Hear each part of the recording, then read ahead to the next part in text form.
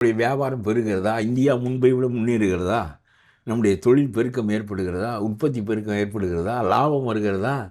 அதை நோக்கியது தான். அது உனக்கு எனக்கு சமமெல்லாம் பாராட்டி கொண்டிருப்பது என்று தேவையில்லாதது. எது இந்தியாவுக்கு நன்மையானதோ அதை செய்ய வேண்டும். இந்தியாவுக்கு நன்மையானதை செய்கிறார். 0% இதான் கண்டபடி நீ தோசைன்னா கூட வரி கொடுக்குறியே, இதெல்லாம் நம்ம தானே கொடுக்க வேண்டியிருக்கு.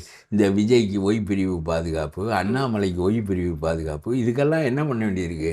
ஒரு தோசைன்னா 5 ரூபா வரி. 2வது தோசை ஏன் திங்க முடியலைன்னா 2வது தோசை தின்னாத ஒய் பிரிவு பாதுகாப்புக்கு நம்ம பணம் கொடுக்கணும், தோசை மேலே வரி கட்டணும். இந்த மாதிரியான நாடு இது. எதுவாக இருந்தாலும் அமெரிக்காவை நாம் எதிர்க்கவும் முடியாது.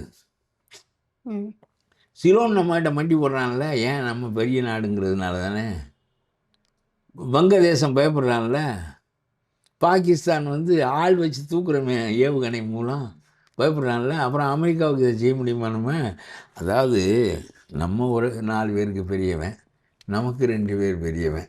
அதனால எல்லாம் என்னன்னு கேட்குறேன். நம்ம மக்கள் நிம்மதியாக போர் இல்லாமல், விவகாரம் இல்லாமல், தாங்கள் உற்பத்தி செய்கின்ற பொருளை விற்று நல்ல லாபம் சம்பாதித்து நாடு முழுவதும் கார்கள் கூட மோட்டார் சைக்கிள் கூட சைக்கியமாக இருப்பது என்பதற்கு மோடி இறங்கி போனால் அது ஒரு குற்றமும் இல்லை, ஏறி போய் நின்றால் அதனால் கெடுதி வருமானால் அது குற்றம்.